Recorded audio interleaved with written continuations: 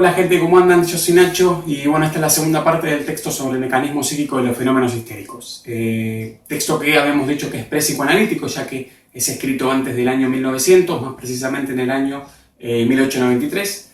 En este texto Freud va a plantear una segunda tesis que tiene que ver con el funcionamiento, el comportamiento del aparato anímico o del aparato psíquico, que se conoce bajo el nombre de principio de constancia, más adelante principio de nirvana.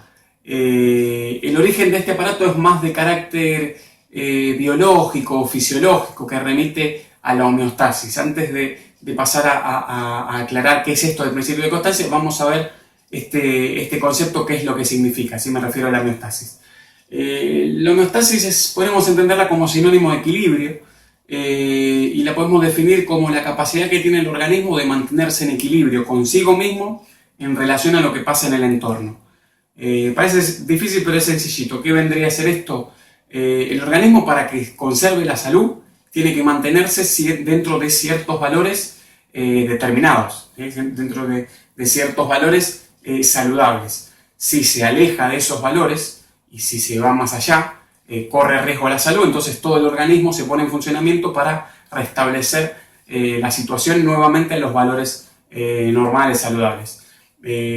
Por ejemplo, cuando uno sale a correr o simplemente cuando hace mucho calor, la temperatura corporal aumenta, entonces el organismo se pone en funcionamiento para hacer bajar esta temperatura y para que se mantenga en valores normales. Entonces, ¿qué sucede? Uno empieza a sudar, entonces con la transpiración, que es fría, el objetivo que tiene la misma es que se restablezcan los valores en este caso de la temperatura corporal. Otro ejemplo también sencillito es el caso del azúcar en sangre. Cuando el azúcar en sangre aumenta, hay una hormona llamada insulina que se pone en funcionamiento para hacer bajar al mismo y para que se conserve la salud.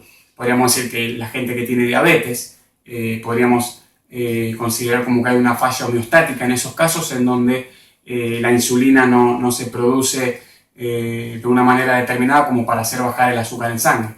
Entonces algunas personas deben de suministrarse insulina para que esto suceda, ya que si no puede correr incluso riesgo de muerte. Entonces, bueno, ya entendiendo el concepto de homeostasis, pasamos a ver qué es el principio de constancia. Freud va a decir que pueden llegar por medio de las vías sensitivas y de las vías perceptivas impresiones psíquicas al sistema nervioso.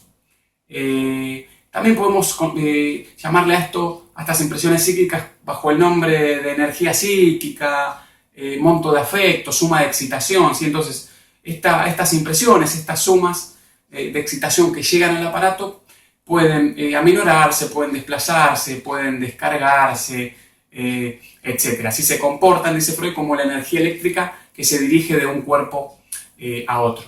Entonces Freud dice que para que se conserve la salud, como hemos visto, estos niveles de energía psíquica, de impresiones psíquicas que llegan al sistema nervioso deben de mantenerse en equilibrio, ¿sí? En niveles constantes o bajos. Él plantea, por ejemplo, la siguiente situación. Dice que si una persona recibe una abofetada, ¿sí? Donde le pegan un cachetazo, si la persona devuelve, también ante esto devuelve también un cachetazo, se puede decir que esa persona ha descargado tanto como le ha sido cargado, ¿sí? Ha tenido una respuesta adecuada, una respuesta acorde. Entonces, él dice que para leves acrecentamientos de energía psíquica, quizás basta solo con insultar, con llorar un poco, etc. También Freud dice que para una sociedad civilizada, entre comillas, no tampoco somos tan civilizados como la nuestra, solo basta con utilizar sustituto de la acción, como puede ser la palabra. De hecho, él dice una frase que no es de su autoría, no recuerdo de quién es, está bastante buena. Él dice que la primera persona que en vez de devolver una flecha devolvió un insulto fue el creador de la civilización. Entonces, él dice que se recuerda de diferente manera cuando algo se lo devuelve, ¿sí? Cuando esas impresiones psíquicas se aminoran o se descargan de alguna manera. A la gente que no tiene la capacidad o que por algún motivo no suele descargar ni aminorar a estas impresiones, él va a llamar le va a llamar a esto mortificar o padecer del callado. Le va a decir que esas personas tienen más posibilidades de enfermarse, ¿sí? De contraer algún tipo de síntoma. Entonces es muy importante esto de poder devolver, al menos, tampoco vamos a andar peleándonos con todo el mundo, pero al menos simbólicamente, es decir, mediante el uso de la palabra. Porque, como dice él, se recuerda de una manera diferente. Y para bajar un poco la realidad, se me venía a la mente aquellos casos de esas personas que ante una situación que no pareciera ser demasiado descabellada, entran en un llanto desconsolado, ¿no? Como que parece que la respuesta no es acorde al fin. Entonces, ¿no? Donde voy a decir, che, mirá, flaco, estás llorando por esto, no me parece demasiado.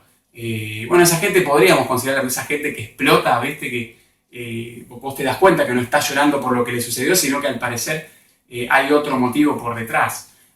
Bueno, y esa gente podría considerarse que le sucedió eso, ¿no? El padecer del callado, que han venido aguantando y soportando diferentes situaciones en donde no han podido descargar esas impresiones psíquicas, y entonces llega un momento determinado que ante cualquier situación ya empiezan a descargar como pueden, ¿no? Terminan explotando por no haber descargado con anterioridad. Entonces, bueno, Freud va a decir algo muy importante también acá. Va a decir que lo que te permite la terapia es poder revivenciar por segunda vez estas situaciones donde vos no has descargado, ¿no? Es como una especie de revancha. El término que él utiliza se llama abreacción, en donde la terapia tiene esto, ¿no? La posibilidad de poder abreaccionar y de poder aminorar y de ver qué haces ante esas situaciones que vos en su momento simplemente las padeciste de manera callada y no has podido responder ante esa situación ni siquiera con un sustituto. Entonces, esa es la importancia y el valor de la terapia, que te da esta posibilidad, ¿no? De poder solucionar síntomas mediante este revivenciar y mediante esta capacidad de abreacción. Bueno, y finalmente va a hablar un poco de la simbolización. Ya en la primera parte habíamos hablado de la importancia que tiene la palabra para el psicoanálisis. Acá Freud va a decir que toda histeria es una histeria de conversión simbólica, ¿sí?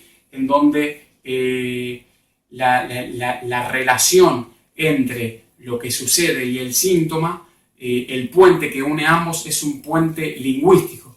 Creo que no lo dice en este texto, sino en otro. Freud habla de que las histéricas le dan un uso a las palabras al cual la misma le debe su justificación. ¿Qué vendría a ser esto?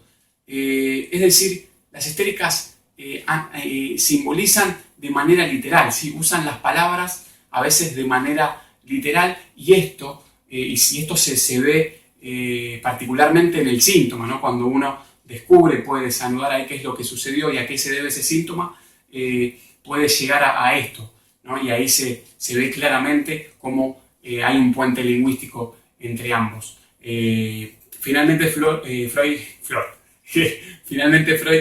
traza un ejemplo, varios ejemplos, perdón, en donde se ve claramente esto que acabamos de comentar. Menciona así el ejemplo de una paciente que dice que tiene dolores penetrantes en la frente. Esta paciente finalmente termina admitiendo que esto se debe a que tuvo una representación particular en un momento donde la abuela al parecer cuidaba a esta persona, y ella dice que la abuela una vez como que la miró tan penetrantemente, ¿no? Entonces acá vemos cómo hay un uso literal del término. La miró tan penetrantemente que le penetró el cerebro, dice, y ella justo tiene los dolores en esa zona. Después hay otro caso de Freud, creo que es Cecilia, si no me equivoco, tiene una neuralgia facial, es decir, una parálisis facial, que le apareció a esta persona porque en una determinada discusión con su pareja, al parecer la pareja le dijo algo tan doloroso para ella, que ella tuvo esa representación en el momento de haberlo sentido como una cachetada. Entonces, acá vemos un poco lo que vimos en la primera parte, cómo una representación determina el síntoma, cómo también vemos esto último, cómo hay una simbolización, se utiliza de puente lingüístico la palabra. Después también menciona el caso de Ana O, una chica que es hidrofóbica, y esto se debe a que ha visto a un perro beber de su vaso de agua, Y también plantea el caso de una paciente que tiene como síntoma un chasquido en la lengua. Acá podemos ver claramente esto del mortificar o el padecer del callado, ya que esta persona contrae el síntoma debido a que en diferentes situaciones no puede responder ante una carga en su aparato, ¿sí? Ante una impresión psíquica que le generó una persona mediante una discusión.